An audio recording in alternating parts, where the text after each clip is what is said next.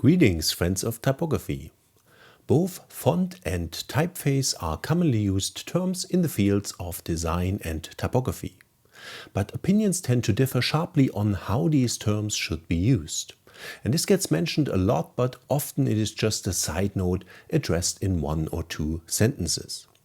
In this episode, we will take a closer look at this issue, and hopefully I can even make a convincing case for a way to resolve this issue once and for all. So let's get started.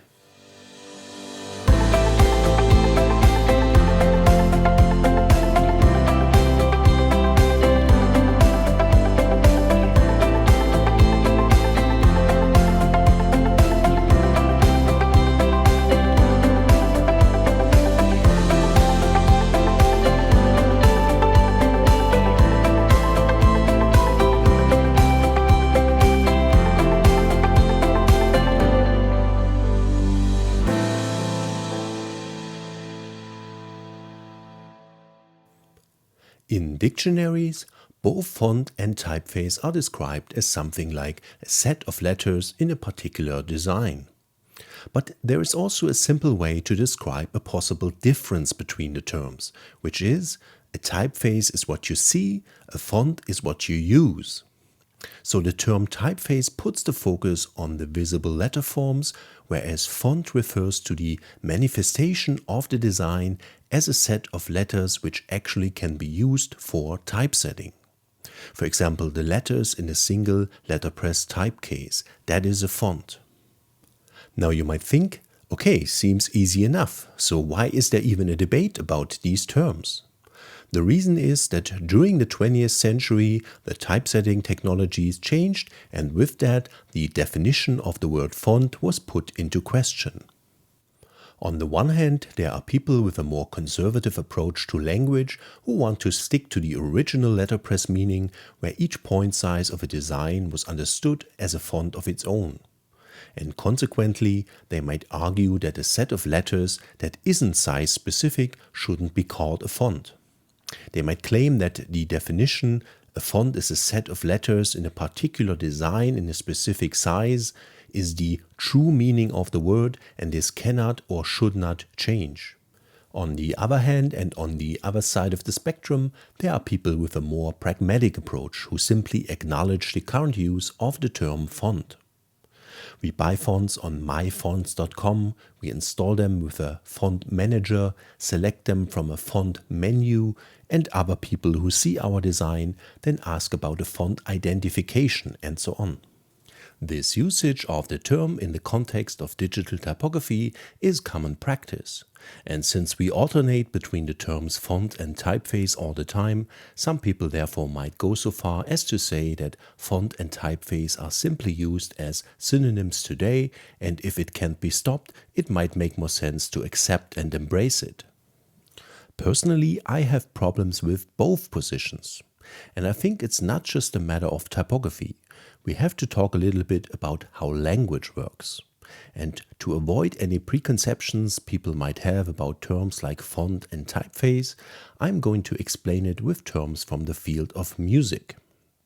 Do you know, for example, why we call a music album an album? Well, it goes back to the early days of records, which could only play for a couple of minutes. For a collection of songs, one would need a collection of records, and they were often put in something like a book with lots of sleeves with holes in it. And since that reminded people of picture albums, the term music album came into use. Later, long-playing records became common, and the number of sleeves was reduced, and with tapes, CDs and so on, the sleeves were gone entirely. And today, albums are just a bundle of digital audio files. But across all those technologies, we kept the term album. Why? Because that's how language works. It's a tool of communication, and we tend to use it efficiently. There is an overarching meaning of the term album across all those technologies, and that is collection of songs or recordings. It's this meaning that makes the term useful, independent from whether there are really sleeves looking like picture albums. and it wouldn't make sense at all and only cause confusion would people request to invent a new word for album with every new technology to play recordings. Now looking at the term font, we find exactly the same development. Yes, a font or fount originally was a set of letters in a specific size cast from a metal alloy at a type foundry. But then we also had wood type and hot metal typesetting, photo typesetting, and eventually desktop publishing. And along the way, the materials changed and fonts eventually became size independent. But just like the word album makes sense for different playback media, the word font makes sense for different typesetting techniques. There is no such thing as a true meaning of a word or phrase, since words and phrases simply do not have intrinsic meanings. They have usages, and usages can change over time for various reasons, and that's not necessarily bad. The current usage of words and phrases matters, not what you can find in an outdated dictionary, since dictionaries are descriptive, not prescriptive. They describe the common usage, they do not dictate what words mean. We encode meaning into words, and if the recipients think of the same meaning, it was a successful communication. That is what matters. And because of that, we gain something by maintaining the meaning of a word across technological changes. And we lose nothing or very little. Because it is not like using a term like font across different technologies would make it impossible to talk about the differences of those technologies. If I need to talk about a size-specific letterpress font, I can just say letterpress font. If I want to talk about a photo typesetting font, I can say photo typesetting font. I can talk about the specific and I can talk about the general.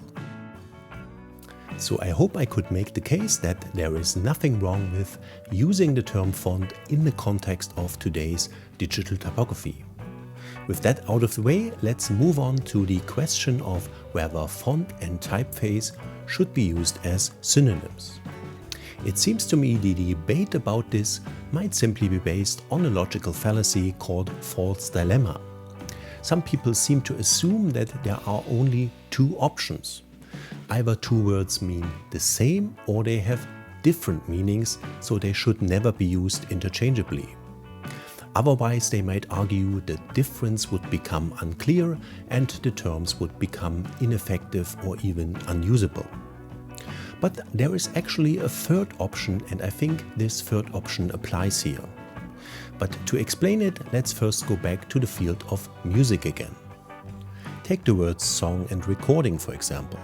They aren't synonyms, of course. I can whistle a melody and someone standing next to me might recognize the song.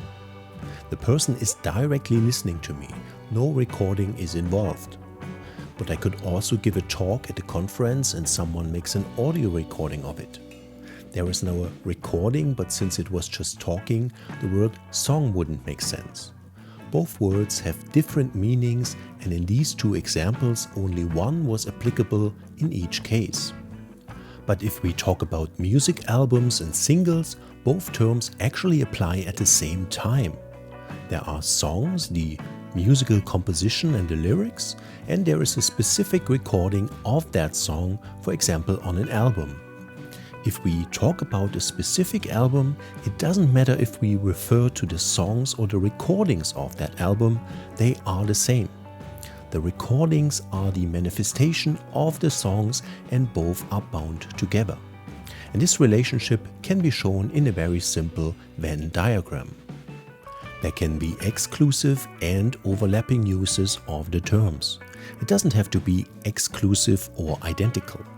For an overlapping use, we can just go with the title of the song or recording and everyone will understand what we are talking about.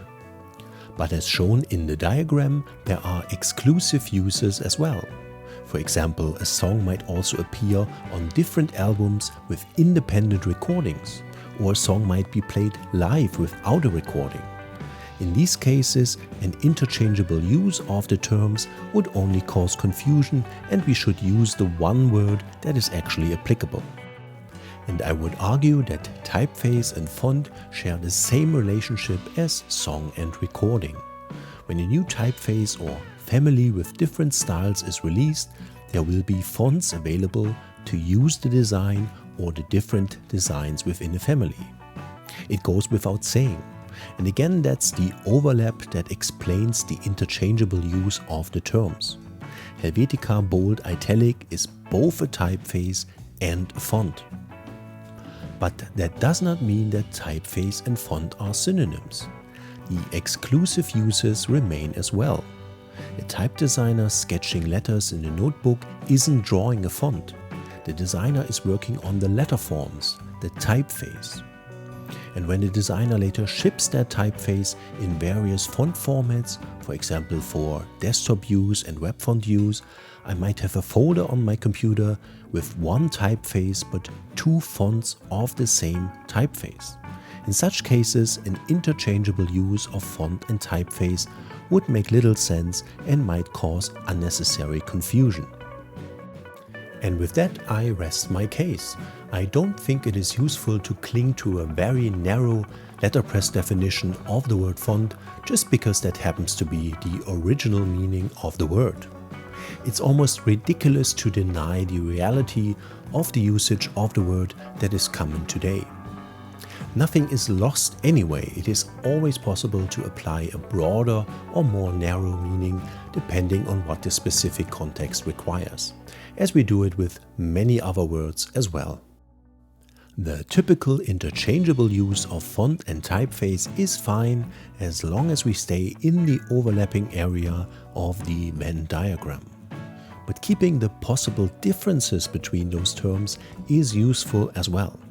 So I leave you with those definitions. Remember, a typeface is what you see, the design of the letter forms, a font is what you use, a set of letters usable for typesetting. And that's it for this episode. By the way, if you like the black letter font I showed earlier as an example, feel free to head over to my Patreon page where it is currently available exclusively to patrons, among other exclusive content like articles and videos.